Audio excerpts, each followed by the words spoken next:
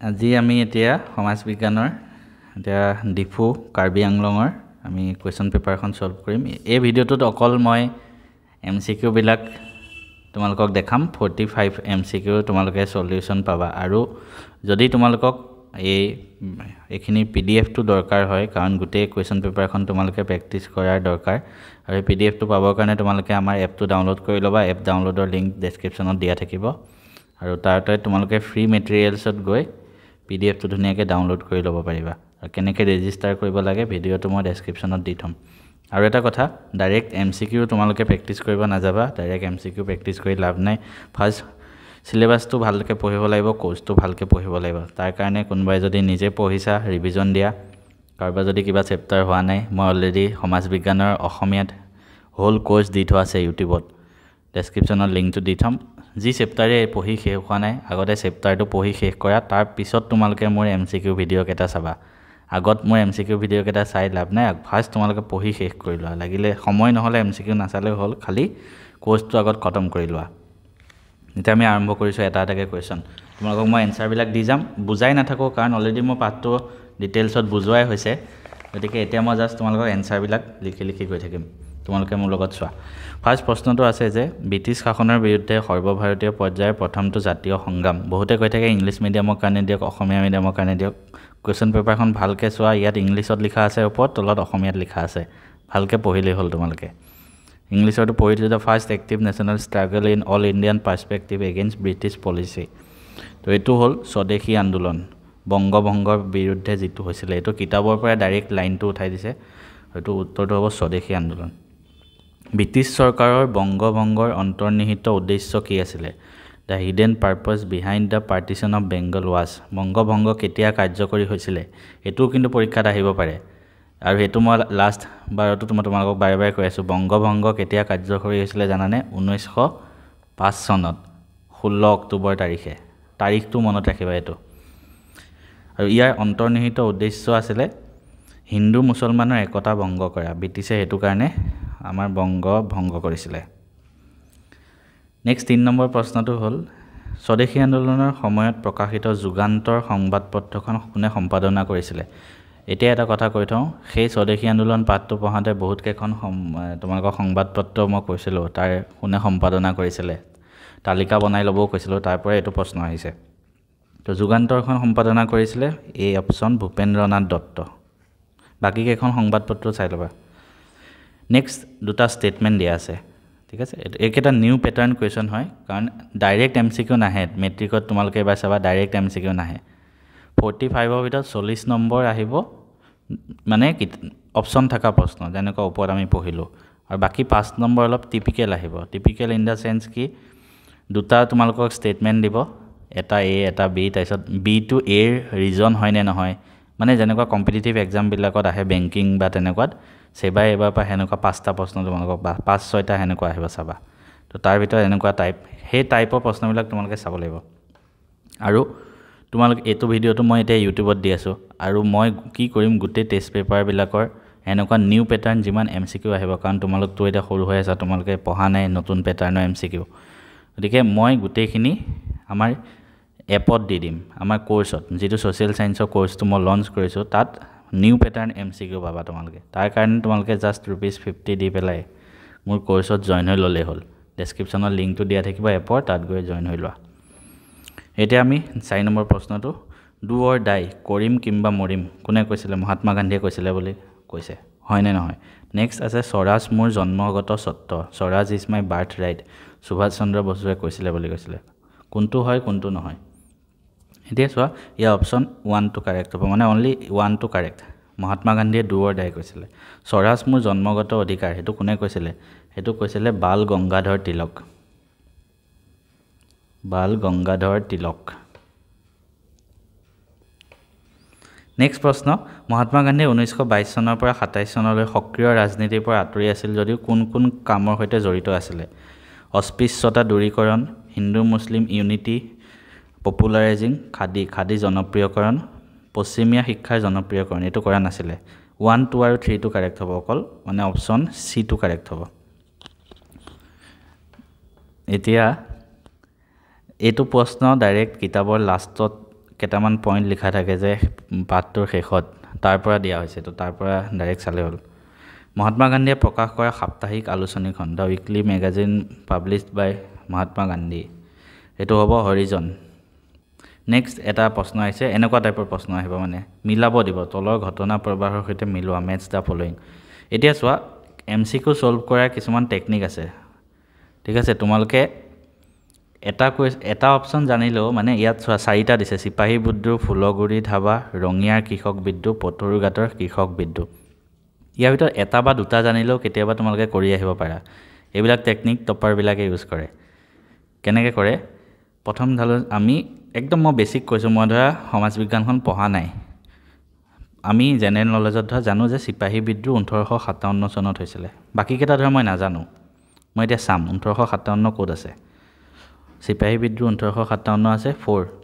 1 to 4 লগত মিলিব হয়নে এতিয়া তুমি অপশ্যন কেইটা চোৱা ABCD বাকি তিনটা চাই থাকিব নালাগে নাজানা ধৰা ABCD চোৱা অপশ্যন 1 to 4 লগত ক'ত মিলা আছে এটোত আছে 1 to 3 লগত এটো নহব বিত আছে 1 to 4 লগত এটো হ'ব পাৰে ঠিক আছে নেক্সট কেটাও চাম 1 to 2 লগত এটো নহব 4 ত আছে 1 to 1 লগত এটো নহব মানে 1 to 4 লগত মিলা এটা অপশ্যনে পালো এটো হবে এটোই কাৰেক্ট হ'ব লাগিব এটো হ'ব লাগিবই গতিকে আমি বাকি কেটা নাজানাকে আমি অপশ্যনটো কৰি আহিব পাৰো হেনেকে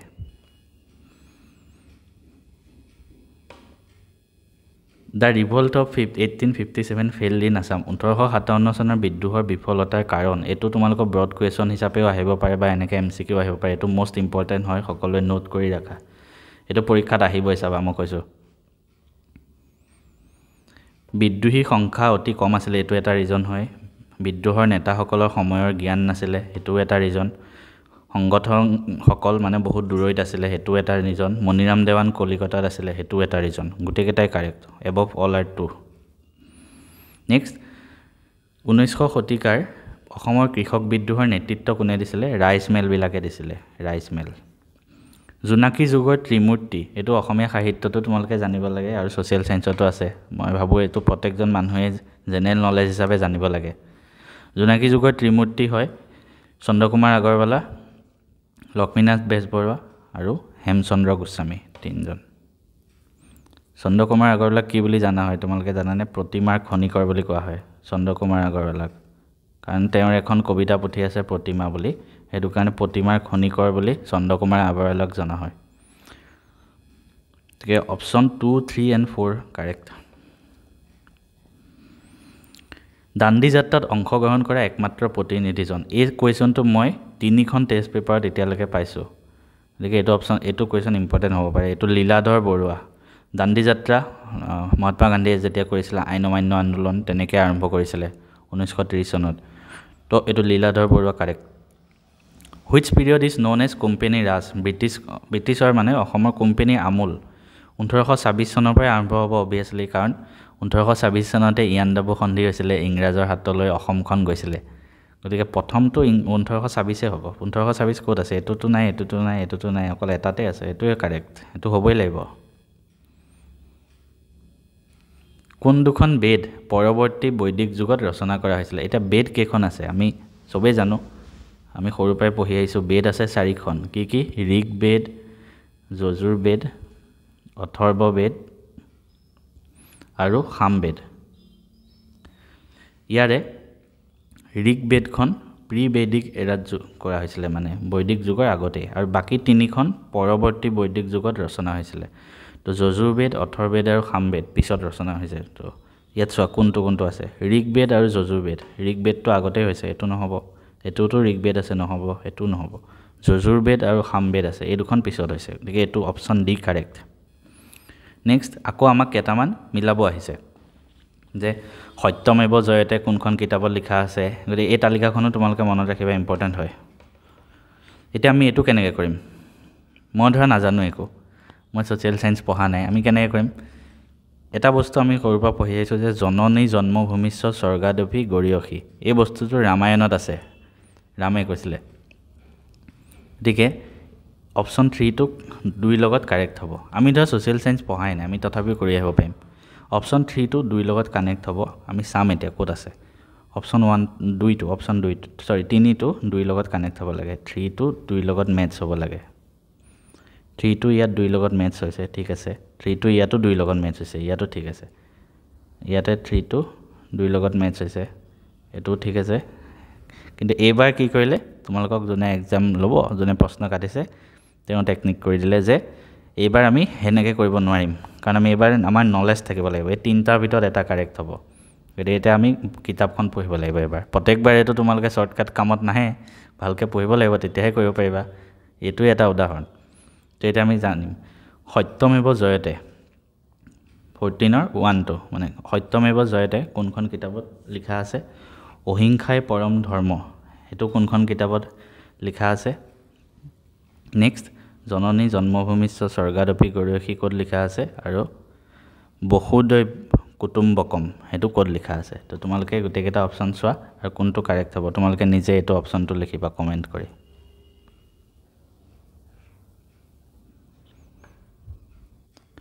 নেক্সট প্ৰশ্নটো আছে হস্তি বিদ্যাৰ্ণৱ পুথিখন কোনে ৰচনা কৰিছিলে হুকুমাৰ বৰকাইত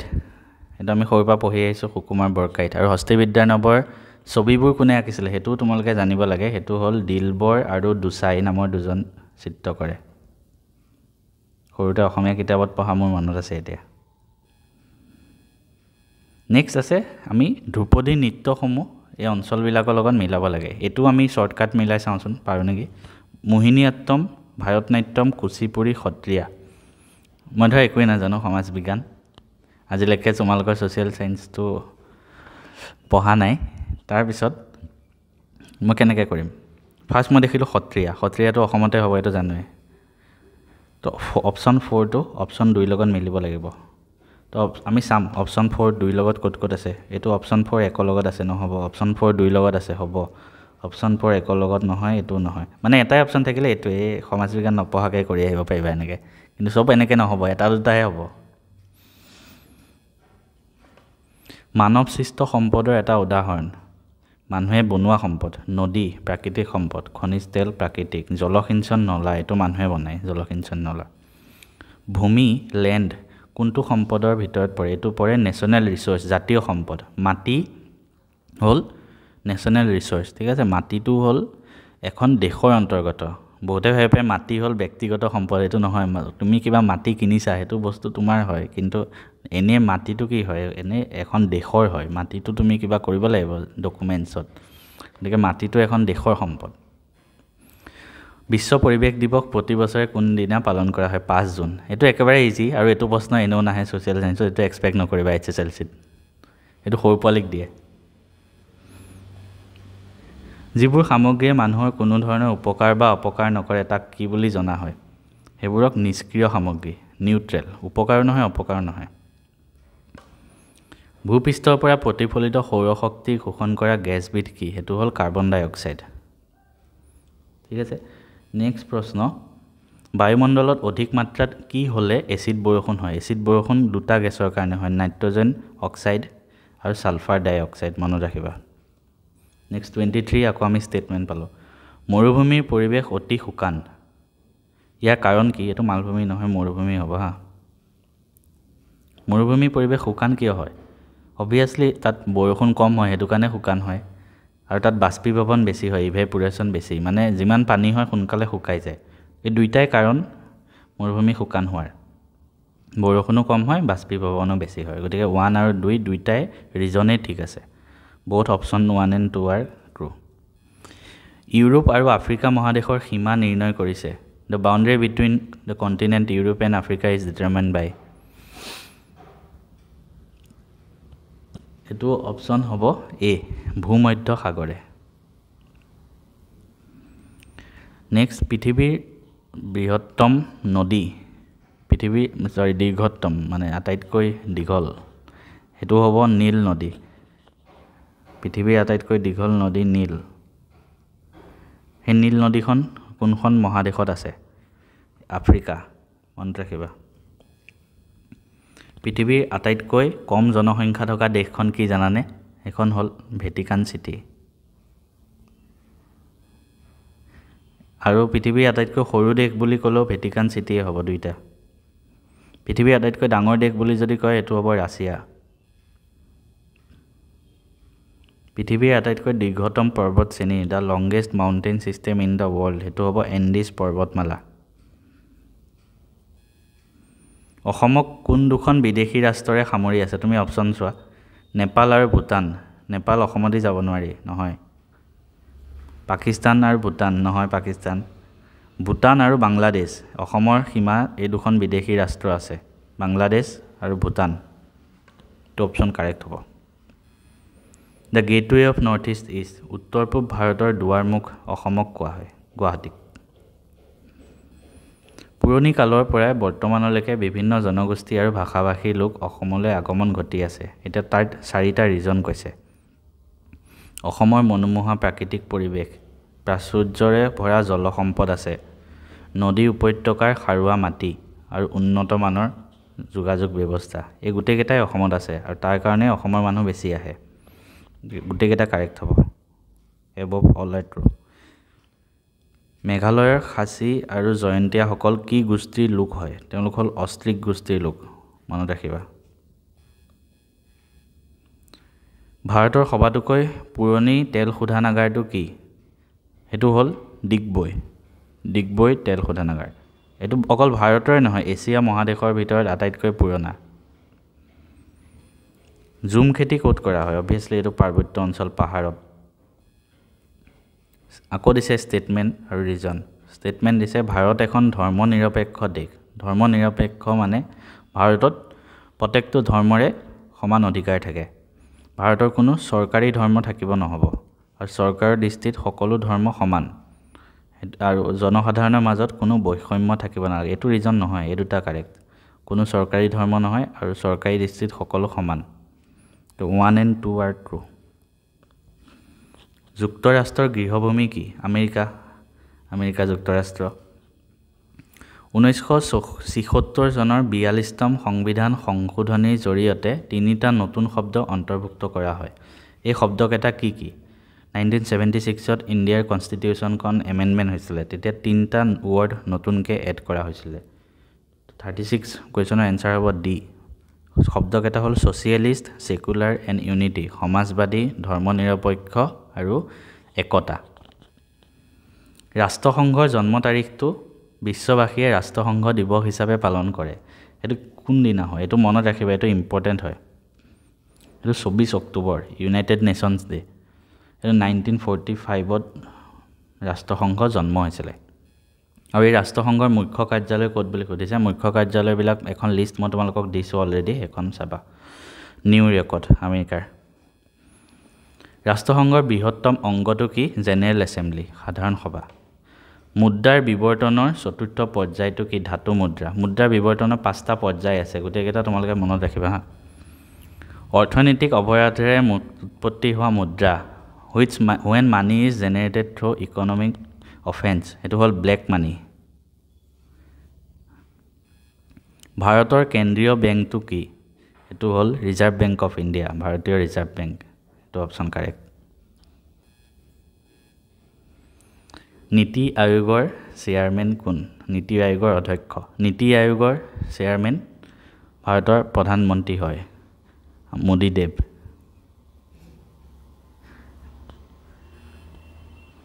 কোনখন মানৱ উন্নয়ন প্ৰতিবেদনত লিংগ বৈষম্য সূচাংকৰ ধাৰণাটো সন্নিৱিষ্ট কৰা হৈছে 44 এইটো অপশ্যন বি 2010 চনত আৰু মানৱ উন্নয়নৰ সূচাংক 3টা হ'ল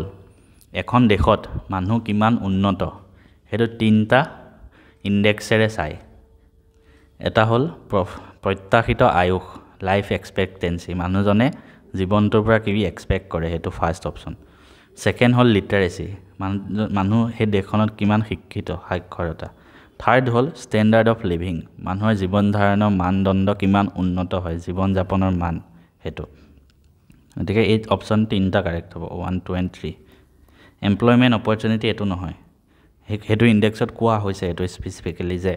মানুহজনে কি জব কৰে কি নকৰে সেইটোক লৈ মানুহৰ দেশখনৰ আমি নোজোখো মানে 3টাই মেইন হিউমেন ডেভেলপমেণ্ট মানুহৰ উন্নয়নৰ 3টাই হ'ল এটা হ'ল আয়ুস কিমান হয় সেইখন দেশত কিমান শিক্ষিত আৰু জীৱন ধাৰণৰ মানদণ্ড কেনেকুৱা হয় অপশ্যন 1 2 and 3 are 2 এটা আমি বাকি আমাৰ 45 MCQ হৈ গ'ল বাকি লং কুৱেশ্যনছ আছে এইখিনি যদি তোমালোকক PDF লাগে মই ছ'চিয়েল ছায়েন্সৰ অকল ছ'চিয়েল ছায়েন্স নহয় গোটেই ছাবজেক্টবিলাকৰ মিনিমাম 10খনকৈ টেষ্ট পেপাৰ আছে আমাৰ এপত আৰু এইটো অসমৰ একমাত্ৰ এপ য'ত তোমালোকে টেষ্ট পেপাৰৰ PDF কমপ্লিট ফ্ৰীত পাই যাবা মই বহুতকেইটা ইউটিউব চেনেলত চাইছোঁ সিহঁতে PDF বিলাক নিদিয়ে অকল ভিডিঅ'ত মানে এই কুৱেশ্যন পেপাৰখন দেখাই থাকে সেইটো কৰি কি লাভ ভিউটো বাঢ়িব কিন্তু ষ্টুডেণ্টৰ একো লাভ নহয় আৰু এতিয়া পৰীক্ষাৰ সময়ত সেনেকুৱা কৰিব আচলতে নালাগে মই সেইটো কাৰণে PDF বিলাক তোমালোকক দি দিছোঁ এপত গৈ ডাইৰেক্ট ফ্ৰী মেটেৰিয়েলছত পইচা একো দিব নালাগে মোক ডাইৰেক্ট ফ্ৰী মেটেৰিয়েলছত গৈ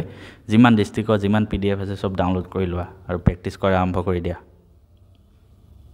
তোমালোকক 1 মিনিট সময় লৈছোঁ মই তোমালোকে যদি আমাৰ মেথছ এণ্ড ফিজিক্স হাব এপটো এতিয়ালৈকে ডাউনলোড কৰা নাই যোনে এতিয়াও তোমালোকে ডাউনলোড কৰি ল'ব পাৰা গুগল প্লে ষ্টৰত গৈ মেথছ এণ্ড ফিজিক্স হাব বুলি চাৰ্চ কৰা নহ'লে মই ডেছক্ৰিপশ্যনত তাৰ লিংকটো দি থ'ম তোমালোকে গৈ ডাউনলোড কৰি লোৱা ডাউনলোড কৰি তোমালোকে কেনেকৈ ৰেজিষ্টাৰ কৰিবা মই ধুনীয়াকৈ এটা ভিডিঅ' বনাই থোৱা আছে সেই ভিডিঅ'টো তোমালোকৰ মই ডেছক্ৰিপশ্যনত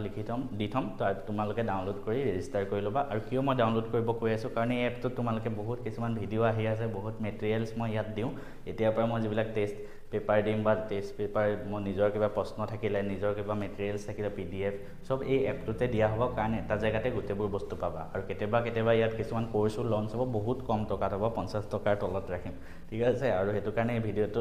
তোমালোকে এই এপটোৰ বিষয়ে চবকে শ্বেয়াৰ কৰা যিমান পাৰি আৰু এপটো ফাৰ্ষ্ট নিজেও ডাউনলোড কৰা আৰু নিজৰ 10জন ফ্ৰেণ্ডকো ডাউনলোড কৰোৱা থেংক ইউ